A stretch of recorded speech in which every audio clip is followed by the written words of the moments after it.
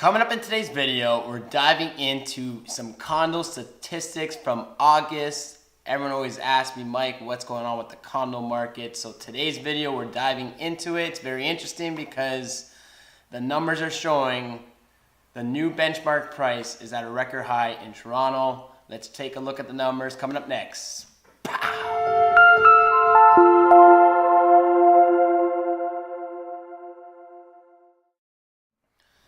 All right, Michael Jacobzak here, and as I said, today we're diving into the condo market in Toronto.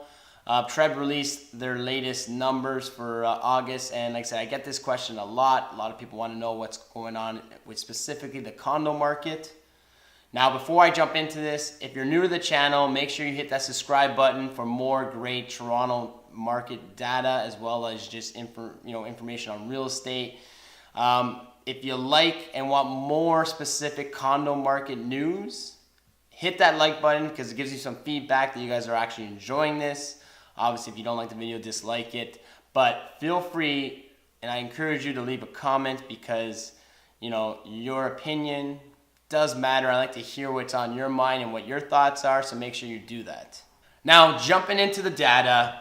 Now, the interesting thing is the benchmark pricing has jumped to an all-time high. TREB's released their numbers, and their numbers are coming in at 505,500, which is up 9.94% on a year-over-year basis.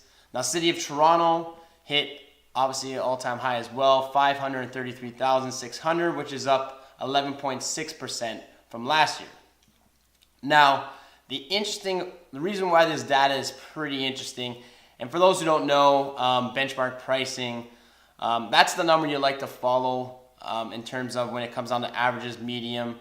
Benchmark pricing gives you specific, a more understanding of what's going on with the market per se, versus averages and mediums could be, like I said, really different in terms of the data of what's going on. If you have a lot of high-end sales or low-end sales, those averages and mediums are going to be much different, but the benchmark pricing will give you more realistic based on the metrics that they're pulling that number from. So it's something to keep an eye on. Now, the reason why this data is very interesting, we're going to jump into it. Like I said, we'll jump into just showing you what the benchmark pricing since June 2017, and as we go further, you're seeing the climb go up to July. August 2018 is 533,600, and just to show you the June,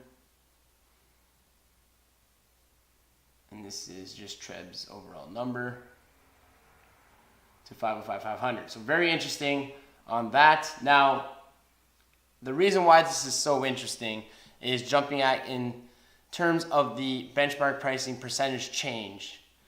If you look at our data here, since June 2017, we've been on a steady decline on the year-over-year change.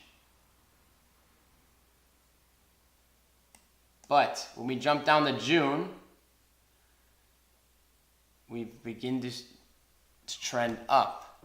So this is interesting to see, as the market continued, we've hit an all-time benchmark price high, and last 2 months it continues to move up. So jumping into the data a little bit more, we're going to talk about inventory and where I see this benchmark continuing or where it's going moving forward. Now, talking about the actual condo sales are pretty flat across TREB's market statistics. Now, TREB reported 2,000 sales, which is up 0.7% from last year. In the City of Toronto, sales are actually down 5.6% and hit 1,388. Now, inventory is very low, but it's obviously, as we look at the actual sales dropping and inventory staying virtually almost the same, even though there is a slight rise in inventory from the data, it's not really translating into more sales or anything like that. So you're getting obviously a lot of people beginning to pull back on condo buying, because I think within the year the market is continuing to go up. The bench price is pretty high, and you have a lot more people waiting to see, hey, a little bit more money if I save, I can get into maybe a town, condo town, or semi, and not jumping into that detached market just yet, because inventory and sales and all that on the detached market has been trending down. But semi-detached, like I said, very competitive. If you caught the Toronto real estate market recap that I did as the whole market, very low inventory in that, and you see people jumping into those and very competitive in the market.